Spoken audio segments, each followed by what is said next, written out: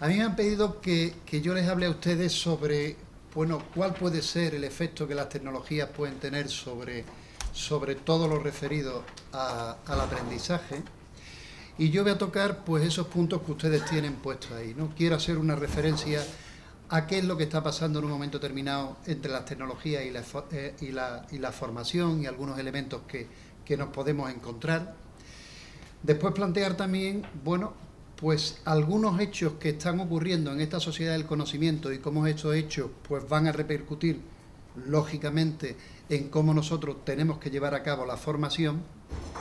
Ver ahora qué es lo que pasa con eso de la web 2.0, más concretamente con el 2.0 y demás. Y quiero finalizar también con unas referencias finales, ¿no? Yo creo que hablar de las tecnologías incorporadas a los procesos de enseñanza y aprendizaje, y me ha parecido muy bien esa matización que han hecho antes entre enseñanza y aprendizaje,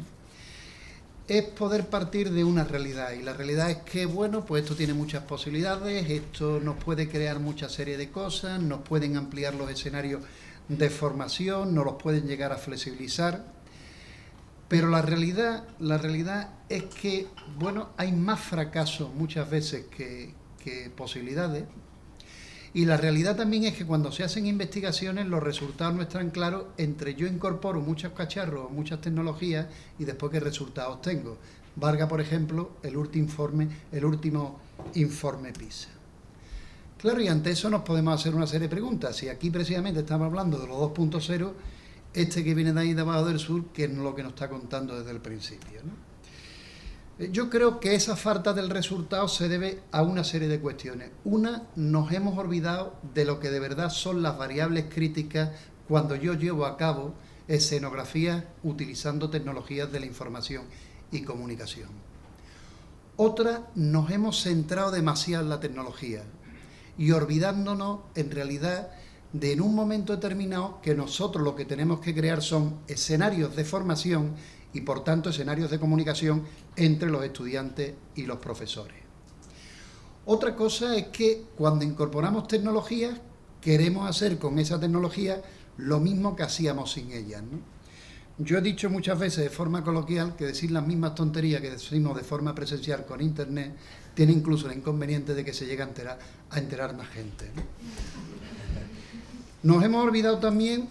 pues de cuál es la formación que el profesorado puede tener para incorporar este tipo de cuestiones. Hemos hecho muchas veces simplemente el traslado de lo que serían unos materiales a un formato u otro, ¿no? Pensamos que el que yo agarre un libro de texto, lo pase a formato PDF y lo suba a la red, ya estoy haciendo e-learning, teleformación, formación virtual, etcétera, y lo único que estoy haciendo es utilizar un mecanismo diferente de ofrecer los objetos de aprendizaje a mis estudiantes. Y evidentemente también, si necesitamos cambiar la escuela, los centros de formación, la formación en general, desde mi punto de vista no es suficiente con producir un cambio en una variable, que sea la de introducir cacharros y tecnologías, por muy potentes que estos sean. Yo creo que hay que cambiar también otra serie de aspectos y evidentemente uno de ellos es también los niveles organizativos. Miren ustedes, yo creo que cuando nos hemos planteado una historia de cómo introducir las tecnologías en los centros de formación, podríamos pasar por 4 grandes etapas, ¿no? Uno primero, y si quieren ustedes verlo más claro, trasládenlo al hecho de la formación y learning y también a la formación a través de entornos 2.0. Uno de entornos es al principio empezar con todo el enfoque tecnológico, ¿no? Y pensar que la tecnología es lo más significativo, ¿no? Cuando uno quiere hacer teleformación, lo primero que qué plataforma voy a utilizar yo, después si esa plataforma es de código, es de software libre o de software propietario, cuando las investigaciones nos dan una serie de respuestas, una, que da igual la plataforma que utilicemos, y dos, que normalmente el profesorado no suele utilizar más del 30% de las posibilidades de comunicación que nos ofrecen esas plataformas, ¿no? Después el segundo enfoque es que el contenido es el rey, ¿no? O sea, vamos a poner ahí muy buenos contenidos. Después hemos pegado otro salto a decir, bueno, no es suficiente con tener buenos contenidos, sino que en un momento determinado yo como profesional de la formación debo saber qué tipo de estrategia y qué tipo de metodologías yo voy a aplicar en los procesos de enseñanza, aprendizaje, qué tipo de actividades, si ustedes quieren, yo voy a hacer en la red. Y hoy en día nos encontramos en una posición más sistémica donde empezamos a darnos cuenta que, bueno, pues que todo prácticamente no solamente es cuestión de que nos fijemos en una variable, sino también en otro tipo de cosas. En realidad, a la hora de contemplar estos escenarios puramente formativos, vamos a llamarlos virtuales, hemos pasado de una etapa donde nos centrábamos mucho en qué cosas, qué materiales, qué objetos de aprendizaje nosotros poníamos, y donde normalmente había pues dos grandes posiciones. Una, nosotros como docentes, lo que éramos en realidad, éramos meros transmisores de información, y otra, el alumno, lo que se convertía más que nada era un receptor pasivo de la información, digo la información, no el conocimiento, la información que nosotros en un momento determinado ubicábamos en la red. En la actualidad, bueno, ya empezamos a pensar de otras posibilidades, pensamos que los escenarios en los cuales nosotros trabajemos con nuestros estudiantes son escenarios mucho más multimedias, deben ser escenarios más flexibles, deben ser escenarios mucho más interactivos, y donde posiblemente nosotros como profesores y como profesoras lo que tenemos que hacer es modificar los roles que tradicionalmente desempeñemos, lo dejo aquí porque después realizaré algún comentario, y evidentemente el estudiante debe ser un procesador más activo y consciente y una persona más significativa en el propio proceso de aprendizaje. Y también que hemos cambiado absolutamente el modelo donde nosotros anteriormente hacíamos, ¿no? Lo que hemos hecho es, pues simplemente la tecnología que en un momento determinado nosotros teníamos en un soporte impreso, lo hemos puesto en PDF y lo hemos puesto en la red, y por decirlo de alguna forma, en mi contexto donde yo fundamentalmente trabajo en el universitario, lo que hemos hecho es pasar de una universidad de la fotocopia a una universidad de la impresora. Yo daba hace poco tiempo una conferencia en una universidad española, que no voy a decir el nombre, y mi compañera me decía que uno de los incrementos de las aulas de informática donde se habían visto en el aumento del consumo de tóner. O dicho de otra forma, el alumno imprimía lo que nosotros le poníamos, el alumno lo repetía y trabajaba en una concesión más bancaria, más memorística, más tradicional, y para ese tipo de invento no hace falta tanto esfuerzo, porque esto lleva más esfuerzo y más trabajo para el profesor y más esfuerzo y más trabajo para los estudiantes. Yo creo que si en un momento determinado queremos sintetizar o tener en cuenta cuáles podrían ser algunos aspectos significativos para que si nosotros queremos incorporar esas tecnologías den resultados positivos,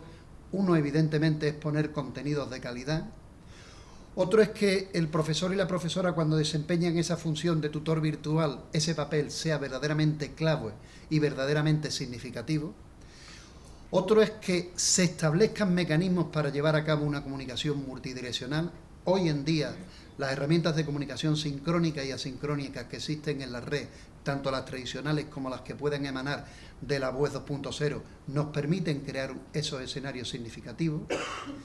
El uso de tecnología amigable, afortunadamente cada vez más la tecnología no requiere que el profesor y la profesora sea un gran competente tecnológico. Piensen ustedes, por ejemplo, lo que en un momento determinado suponía escribir un texto con el WordStar y todas aquellas cosas que uno tenía que dar una tecla con la otra y después con el codo darle a la otra para que aquello se convirtiera en negrilla,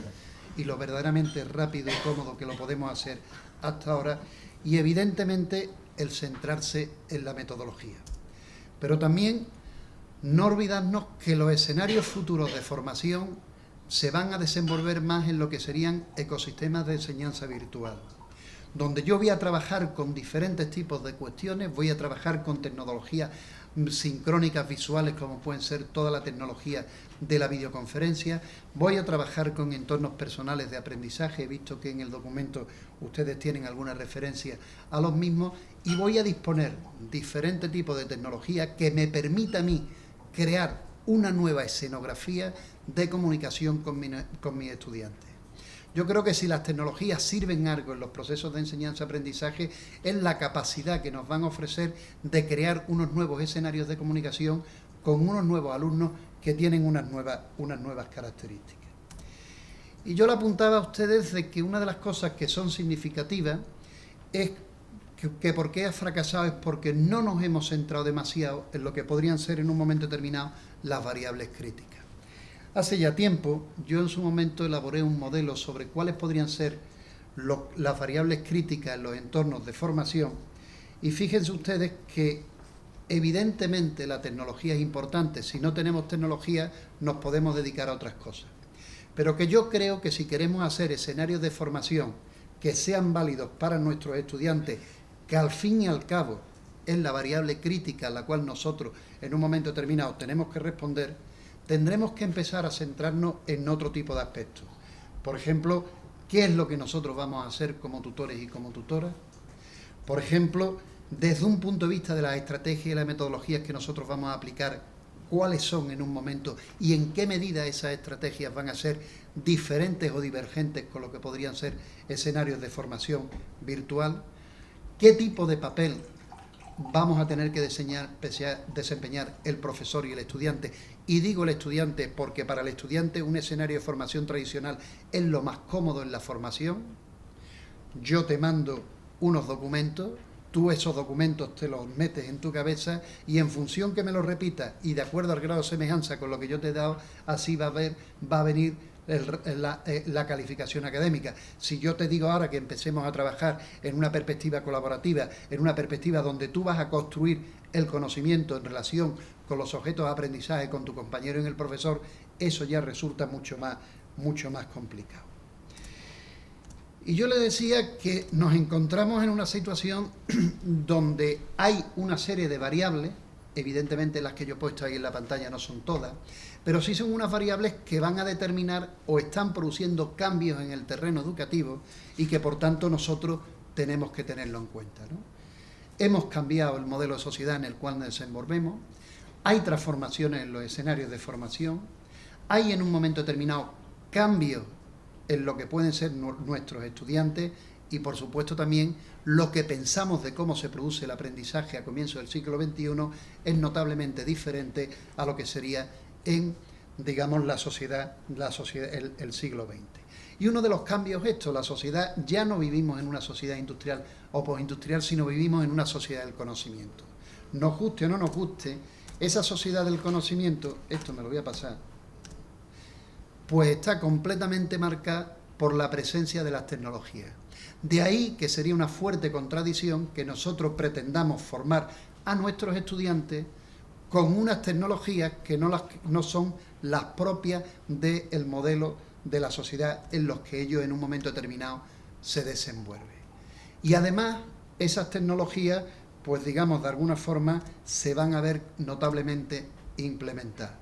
Las tecnologías inalámbricas cada vez van a tener más fuerza, las tecnologías móviles también, todo lo que sería las posibilidades que gracias a la digitalización de las tecnologías nos permite la convergencia tecnológica y en un momento determinado, eso nos va a permitir crear nuevos escenarios, etcétera, etcétera. En el informe Horizon de Latinoamérica, acaba de salir hace un par de semanas el informe Horizon Europa. Yo en el informe Horizon Latinoamérica participé o me invitaron a participar. El informe Horizon es simple y llanamente, yo después les diré dónde se lo pueden ustedes descargar, es simplemente pues que una serie de personas a través de una wiki, como en un momento determinado ustedes también han utilizado, pues plantea cuáles van a ser las tecnologías que a 1 año, 3 años y 5 años se van a incorporar en el terreno educativo, ¿no? Y en este caso, los que elaboramos el informe Horizon para Iberoamérica, pues pensamos que en 1 año o menos las tecnologías de los entornos colaborativos y medios sociales impactarán en las escuelas latinoamericanas, de 2 a 5 años los contenidos abiertos y móviles, y de 3 a 6 años lo que sería la web semántica y la realidad aumentada. Yo les animaría que vean esto con lo que hace 15 días que ha salido, porque se van a encontrar con tecnologías completamente diferentes.